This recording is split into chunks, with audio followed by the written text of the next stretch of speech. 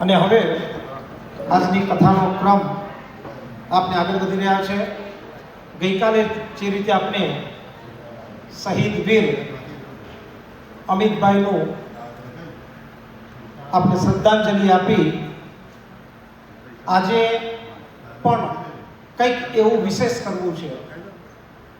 એક વિડીયો નાનકડો હોય પણ આપણા દિલને ટચ કરી જાય। ગઈકાલે એ જ વસ્તુ હતી, એક વિડીયોએ આપણા બધાના હૃદયમાં એક ભાવ પેદા કર્યો હતો। આજે પણ સન્માન કરીએ છીએ, ક્યારેક એવી વસ્તુ બની જાય છે કે ફક્ત દાન આપનારનું સન્માન થાય। જેમ આજે આપણે દાદીમાને આ મોકો આપ્યો ને, એ કદાચ એ ઘરેથી નીકળ્યા ત્યારથી અત્યાર સુધી અથવા રોજ ભજન કરતા હશે ને, ત્યારે એમને કોઈ દિવસ વિચાર નહીં કર્યો હોય કે હા, ગોવર્ધન પૂજા મારા હસ્તે થાય। એવી જ રીતે આજે એક વ્યક્તિને સન્માન આપવું છે। કેટલી નાની નાની નોંધ, જો રીચ ટુ રીચ જેવું મિશન કામ કરતું હોય અને એવા બાળકો કે જેને ખબર નથી કે એના સુધી અમે પહોંચવાના છે, એના માટે અમે મદદ કરીને હેલ્પ ઊભી કરતા હોય અને ત્યાં સુધી પહોંચતા હોય, તો આપણી વચ્ચે આવેલા કોઈ વ્યક્તિને કદાચ સન્માનિત કરવાનું આપણે ચૂકી જઈએ ને, તો એવું થાય કે એનો વસવસો રહી જાય। અને આ પ્રવાસ દરમિયાન, આ કથા દરમિયાન ટ્રેલર હતું। ગઈકાલે પૂજ્ય શાસ્ત્રીજીના મુખમાંથી આદેશ કહેવાય, મુખમાંથી નીકળી ગયું નહીં પણ એમને આદેશ કર્યો, હરિદ્વારમાં કથા રીચ ટુ રીચને આપવી।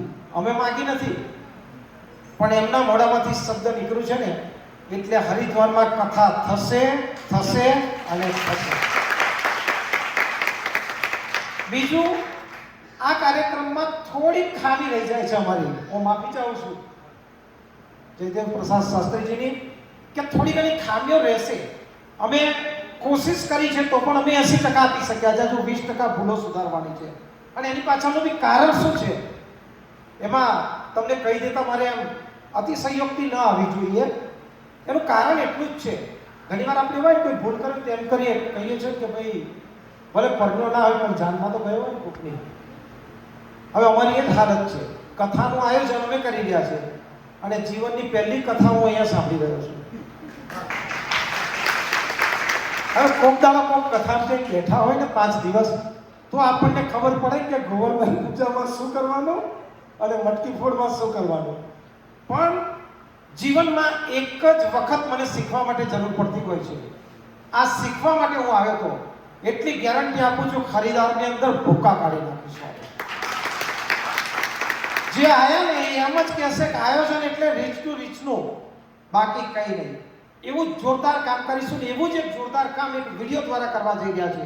ફક્ત વિડીયોને માનો, આજે એક એવું સન્માન કરવા જઈ રહ્યા છે, જે સન્માન અહીં બેઠેલા લોકોમાંથી એક પણ વ્યક્તિએ નહીં વિચાર્યું હોય કે હા, અમે આ વ્યક્તિને સન્માન આપી રહ્યા છીએ। અને એ સન્માન માટેનો વિડીયો અને પછી આપણે એમને આમંત્રિત કરીએ। આપ સૌ પ્રવાસ અને કથાનો આનંદ માણી રહ્યા છો। આપણી સાથે એક નિર્દોષ અને ખુશ મિજાજ યુવાન પણ જોડાયો છે, જે દરેક પળને દિલથી જીવી રહ્યો છે। ભલે છે થોડી મંદબુદ્ધિ, પણ કોઈ છળ નહીં, કોઈ કપટ નહીં, બસ નિર્દોષ રીતે માણી રહ્યો છે પ્રવાસ અને કથાનો આનંદ।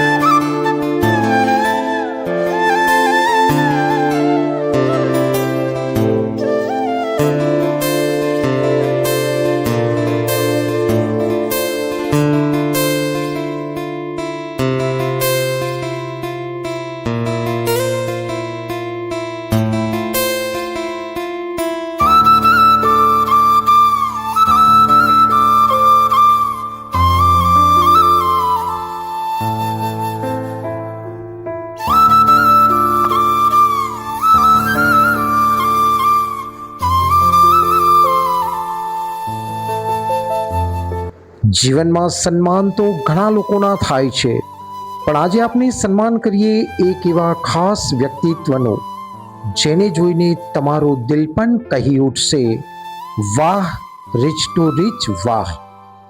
તો આવો સન્માન કરીએ દાહોદથી આપની સાથે જોડાયેલા મંદબુદ્ધિ યુવાન ચિરાગ માળીનું.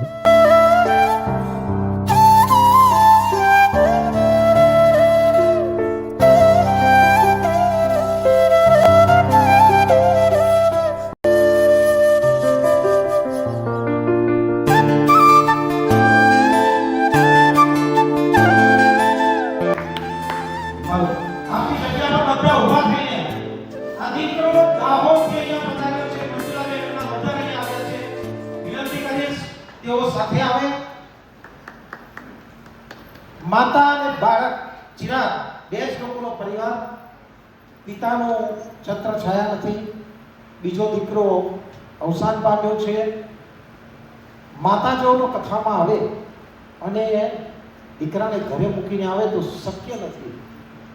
એવી પરિસ્થિતિમાં એમને અમને કીધું કે ભાઈ મારો દીકરો છે અને કદાચ અમે આખી ટિકિટ એની ના લઈ શકીએ પણ અડધી ટિકિટથી પણ આવી શકે એમ. અને અમે એમને કરણે વાત કરી હશે, કરણે અનુમતિ આપી, મને ખબર નહીં આ બધી વસ્તુની. પણ અહીંયા આવ્યા પછી મેં જોયું કે ચિરાગ આપણી જોડે પ્રવાસની મજા લઈ ગયો છે, ફરી રહ્યો છે. અને આજે આપણે શાસ્ત્રીજીના હસ્તે એમને પ્રસાદ અપાવીશું. સાથે સાથે હું એક એવા પરિવારને અહીંયા બોલાવું છું, માનસિક વિકલાંગ છે આ.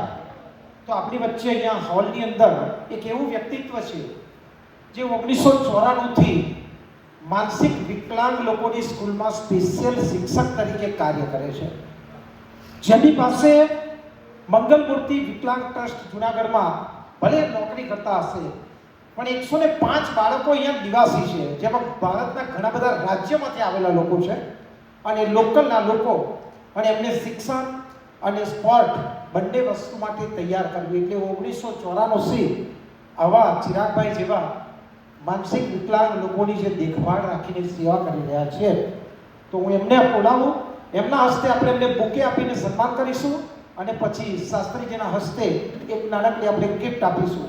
પ્લીઝ વેલકમ ચંદ્રેશભાઈ સાબરા જુનાગઢથી. એમના વાઇફ પણ આવે, બંને લોકો સાથે આવે. 1994થી આવા 150થી વધુ બાળકોની સાથે સતત દિવસની રાત પસાર કરી અને આવા બાળકોની, આવા યુવાનોની કેર લેવી હું અહીંયા આમંત્રિત કરીશ. એમના હસ્તે પહેલા તો બુકે આપીને આપણે ચિરાગભાઈનું સન્માન કરાવીએ છીએ. ચંદ્રેશભાઈ માટે પણ જોરદાર તાળીઓ થઈ જાય.